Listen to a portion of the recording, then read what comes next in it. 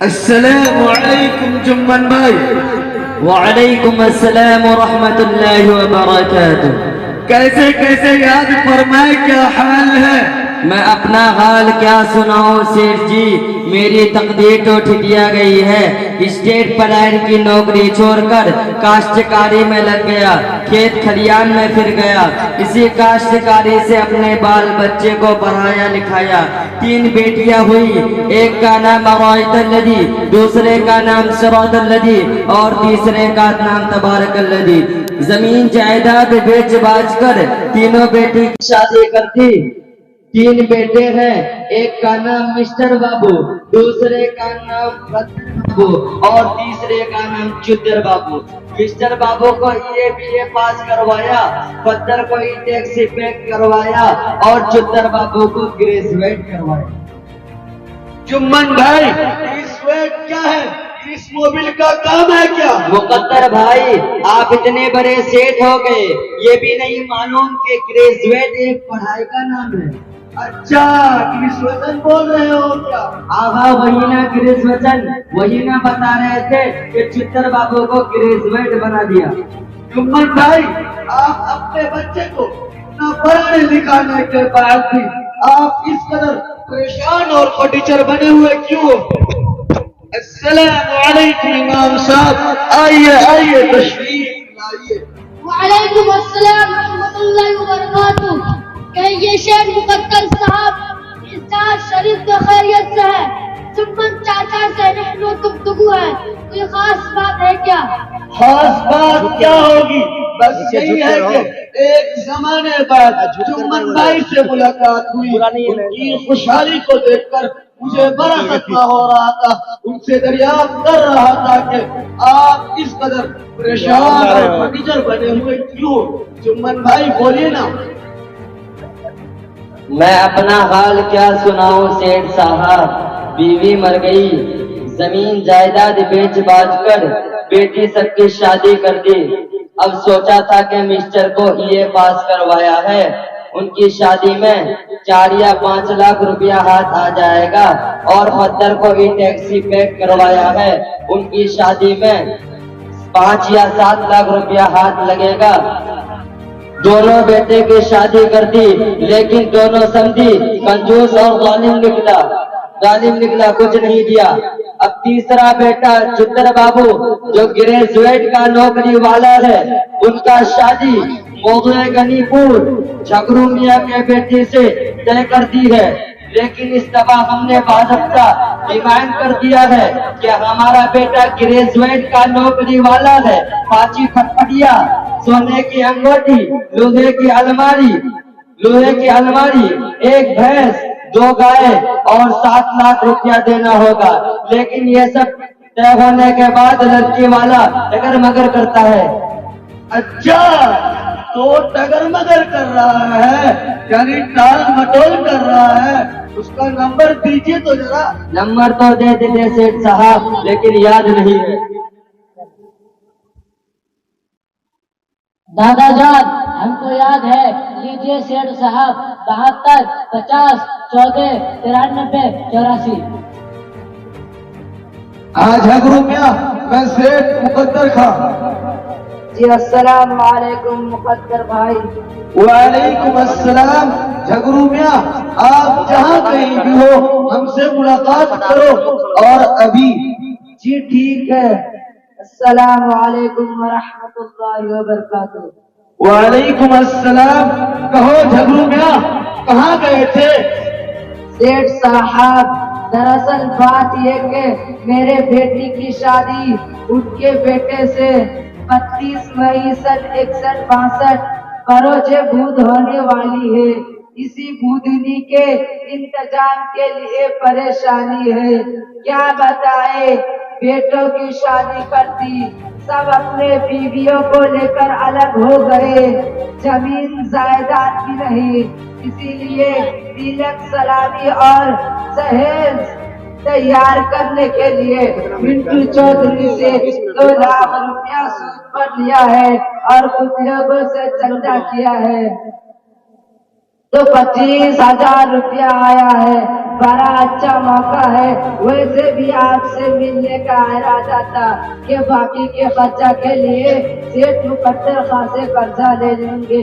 आपने बुलाया तो मुझे बड़ी खुशी हुई, तो हम आपसे कुछ कहें। तो कहो झगड़ू मियां, क्या बात है? सेठ जी, कम से कम 20,000 चला देते तो हमारा भी कुछ काम हो जाता। झगड़ू मियां, तुमको मालूम है मेरे घर में खुद 53 आदमी का खर्चा है। इनके अलावा सदका खैरात भी देते रहते हैं। मेरी तरफ से तो उम्मीद खत्म ही करो और जाकर कहीं से भी जुम्मन भाई की सारी फरमाइश पूरी करो। सौदा अच्छा लगे तो पैसा ज्यादा लगेगा, क्योंकि तुम्हारा होने वाला दामाद ग्रेजुएट है। सेठ जी, अगर आप गुस्सा न हो तो एक बात कहे। वैसे भी आपके सामने जुबान नहीं खोलना चाहिए। छोटा मुंह बड़ी बात। ऐसा लगता है कि आप जुम्मन मियां का बैल बेचवा रहे हैं। कुछ दलाली मिला है क्या? खामोश हो झगड़ू, तो कोने का आदमी नहीं, भिखारी मेरे सामने सवाल चलाता। रहने दीजिए सेठ साहब, समधी साहब को माफ कर दीजिए। समधी साहब, सेठ जी गुस्सा हो गए हैं, आप यहाँ से टल जाइए, बड़ी मेहरबानी होगी। जुम्मन भाई, आप कहाँ फंस गए हो?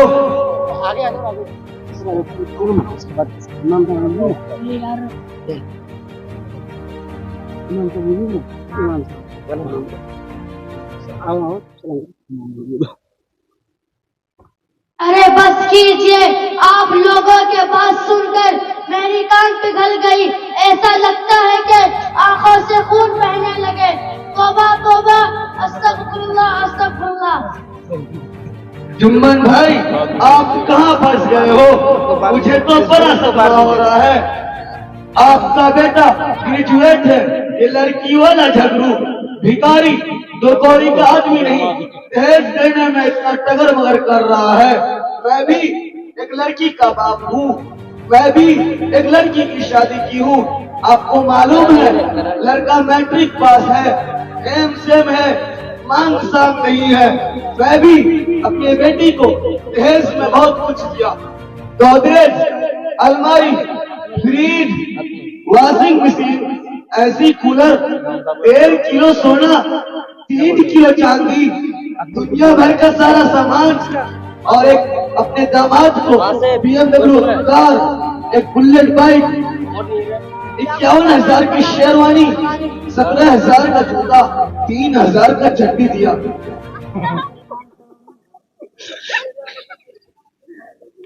अरे बस कीजिए, आप लोगों के बात सुनकर मेरी कान पिघल गई। ऐसा लगता है कि आंखों से खून बहने लगे। तौबा तौबा, अस्तगफिरुल्लाह अस्तगफिरुल्लाह। इमाम साहब, ये तौबा तौबा अस्तगफिरुल्लाह क्यों पढ़ रहे हो?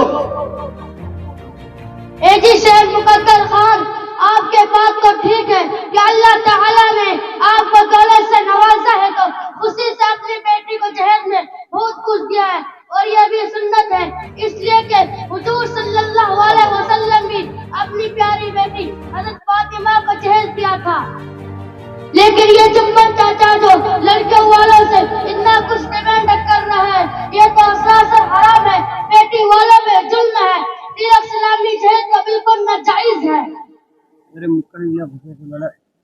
चुप रहिए इमाम साहब, बड़े आए पारसा। चुप रहिए इमाम साहब, बड़े आए पारसा समझाने वाले, दूसरे को समझाते हैं और आप खुद लेते हैं। क्या हमको नहीं मालूम कि आपने अपने बेटे का शादी किया है तो जहेज नहीं लिया है? ये लड़की वालों पर जुल्म नहीं है तो क्या है? क्या हमको नहीं मालूम कि आपका बेटा BA पास, ना BA पास, ना ही टैक्सी पे 5वें क्लास फेल, फिर भी आपने जहेज में अपाची लिया है, सोफा सेट लिया, फ्रिज, वॉशिंग मशीन का फरमाइश करके जबरदस्ती दहेज वसूल किया। अभी अभी आपके बेटा को खून चकाई में भैंस नहीं मिला है तो रोजाना लड़की वालों को धमकाते रहते हैं। ए जी जुम्मन चाचा, हमने तिलक इस्लामी तोड़ा ही लिया है, वो तो लड़के वालों ने जहेज में दिया है। आपको क्या मालूम, तिलक इस्लामी तो सुन्नत है। जाइए और जाकर हल जोतिए, घास काटिए और गोबर उठाइए जाकर। चुप रहिए इमाम साहब, चुप रहिए इमाम साहब, जरा होश होकर बात कीजिए, एकदम चुप रहिए। अगर आप हमारा इमाम नहीं होते तो अभी कान पकड़कर भगा देते। अस्सलामु अलैकुम व रहमतुल्लाहि व बरकातुहू। वालेकुम अस्सलाम व रहमतुल्लाहि व बरकातुहू। खैरियत से मौलाना उस्मानी? खैरियत तो ठीक है अल्हम्दुलिल्लाह, लेकिन ये बंदा कैसे चल रहा है?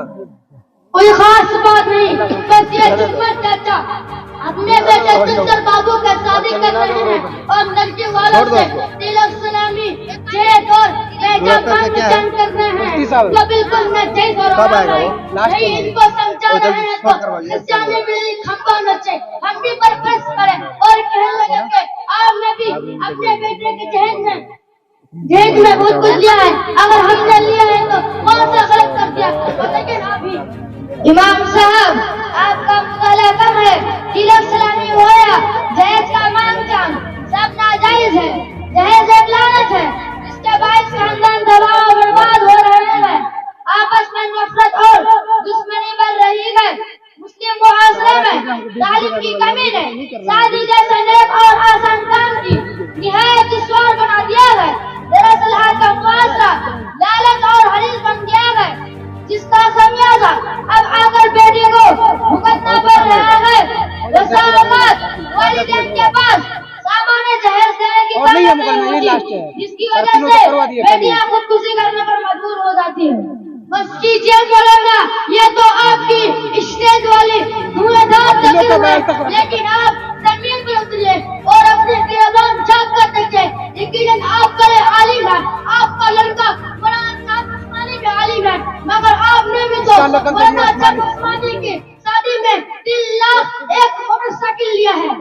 इमाम साहब आपको गलत खबर मिली है, मैंने तो एक अठन्नी भी नहीं लिया।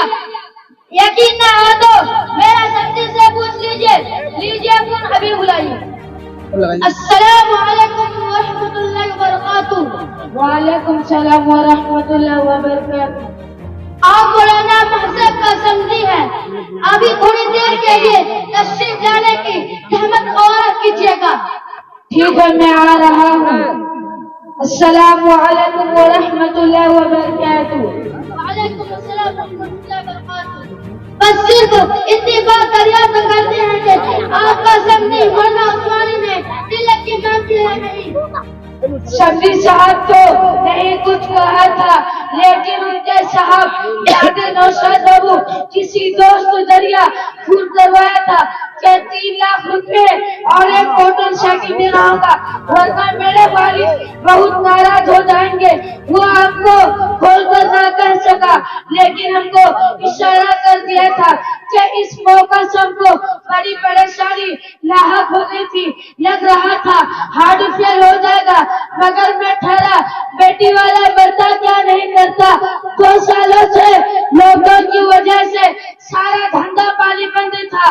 खैर खुदा खुदा करके कर्ज ब्याज लेकर सारा इंतजाम करना पड़ा। बेटी वाला वैसे भी कहीं का नहीं रहता और जायज नाजायज सब दोहरा रह जाता। दादाजान आप तो जाहिल है, खेती बाड़ी में लगे रहते हैं तो मालूम नहीं, लेकिन आलिम मौलवी इमाम सभी लोग तिलक सलामी और जैद मांग करके लड़की वालों को नंक में डाल रहे हैं और ये मालूम नहीं हुआ है कि सही क्या है और गलत क्या है। कितना अच्छा होता कि हमारे उस्ताद साहब को बुलाकर सही मसला कर लेते हैं, क्योंकि हम लोग मुसलमान हैं, अल्लाह और रसूल के मानने वाले हैं। ऐसा ना हो कि हमारे कुछ अमल अल्लाह की नाराजगी के सबब बने। होता तुम्हारी बात तो ठीक लग रही है, चलो बुला लो अपने उस्ताद।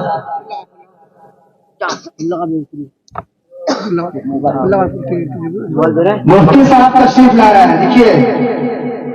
मुफ्ती नूर अख्तर साहब, माशाल्लाह, पगड़ी दिखिए साथ में, मुफ्ती साहब। मुफ्ती साहब आपकी उम्र कितनी है? 105 या 125? बोलिए। 105 पासा। अस्सलामु अलैकुम व रहमतुल्लाहि व बरकातुहू। वालेकुम सलाम व रहमतुल्लाहि व बरकातुहू। हजरत मुफ्ती साहब, मैं आपका शागिर्द कामिल बोल रहा हूँ। कहो अजीजुम कामिल, क्या हाल है? हजरत मुफ्ती साहब, एक जरूरी मसला दरपेश है, आप तशरीफ लाए तो बड़े नवाजिश होगी। अस्सलामु अलैकुम व रहमतुल्लाहि व बरकातुहू। चेहरा तो घुमा दीजिए, कैमरा में आएगा। वालेकुम सलाम। वालेकुम अस्सलाम व रहमतुल्लाहि व बरकातुहू। कहो अजीजुम, क्या मसला है? दादा जान,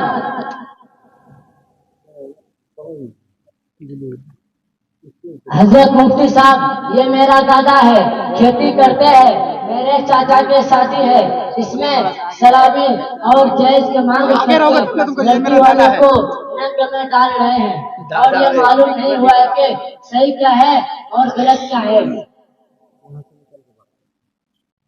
हम लड़की वाला बेचारा परेशान है। ये इमाम साहब है, लोग कहते हैं कि जायज लेना जायज है, सलामी ना जायज है।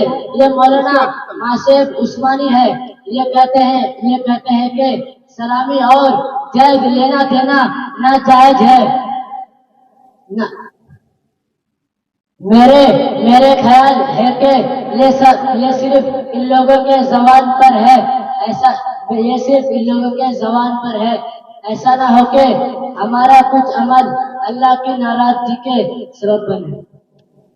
हाज़िरीन किराम, निकाह हुजूर अकरम सल्लल्लाहु अलैहि वसल्लम और तमाम अंबिया किराम की निहायत पाकीज़ा सुन्नत है। निकाह नाम है, दो गवाहों के सामने इजाब हो कबूल का, न बरातियों की लंबी कतार, न तिलक व दहेज का, न उम्दा से उम्दा खाने का नज़्म, न सिर्फ खर्चा निहायत आसान है। निकाह की सुन्नत हुजूर अकरम सल्लल्लाहु अलैहि वसल्लम ने फरमाया, इन्नहा वमन निकाहि बरकतन ऐसर मऊनतन, यानी वो निकाह सबसे ज्यादा बाबरकत है जिसमें अखराजात कम से कम हो। कि जहाँ तक सवाल मरवादा सलामी और जहेज का महज एक रस्म है, शरीयत में उसकी कोई हकीकत नहीं। हजरत मुफ्ती साहब, आप तो जहेज को भी असम और बिदात बता रहे हैं, हालांकि ये तो सुन्नत नबी है। आका मदनी सल्लल्लाहु अलैहि वसल्लम ने भी अपनी प्यारी बेटी हजरत फातिमा को जहेज दिया था। खामोश है, आप ही जैसे मौलवी मुल्लाओं ने अवाम का दिमाग खराब कर रखा है और जहेज को सुन्नत नबी देकर पर्दे जैसे मुआशरे को बर्बाद कर रहे हैं। ये सरासर आप जैसे लोगों की गलतफहमी है कि जहेज वो सुन्नत नबी है। रसूलुल्लाह सल्लल्लाहु अलैहि वसल्लम ने कतान जहेज नहीं दिया और जो कुछ दिया है तो वह हजरत अली रज़ियल्लाहु अन्हु की महर की रकम बेचकर घरेलू अशिया का रस्म करवाया है। सीरत का मुताला कीजिए, जहन और दिमाग, सीरत का मुताला कीजिए, जहन और दिमाग और जहां वो दिमाग से जहेज का और जहां वो दिमाग से जहेज का कीड़ा निकाल कर बाहर कीजिए। बहरहाल मैं अर्ज कर रहा था, तिलक सलामी और जहेज को रसान किसी भी तौर से जायज नहीं। कुतुब फिरका व फतवा से जाहिर है कि लड़का या लड़की वालों से लेन देन करना हराम है। रसूल अकरम सल्लल्लाहु अलैहि वसल्लम रिश्वत लेने देने वाले दोनों पर लानत फरमाई है, बल्कि आप सल्लल्लाहु अलैहि वसल्लम ने फरमाया, रिश्वत से परवेश पाने वाले जहन्नमी गए। आज हमारी जिंदगियों में लड़कों का खरीद व फरोख्त मिजाज बन गया और उन्हें तुम्हारे तिजारत कहाँ गया।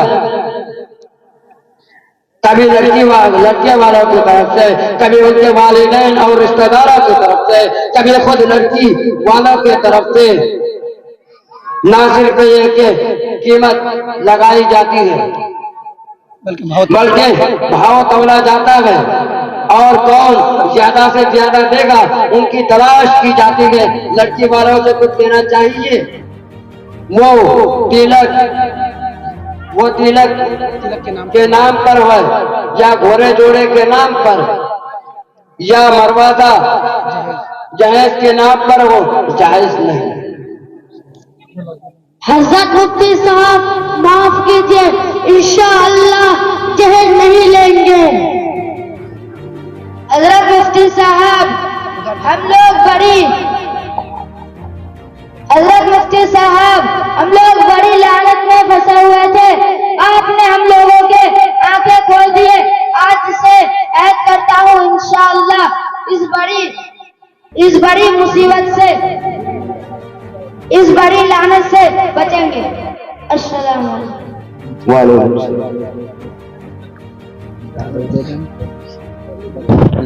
माशाअल्लाह, सुभान अल्लाह। दारुल के तलबा ने एक ग्रुप बना करके, जमात बना करके जहेज किया है। ले या न ले, उस पर एक ड्रामा, एक मुकालमा तैयार किया था। उम्मीद है कि आप हजरात इस ट्रेलर को समझ लिए होंगे क्या है। तो आइए हजरात, जो हजरात खड़े हैं बैठ जाइए।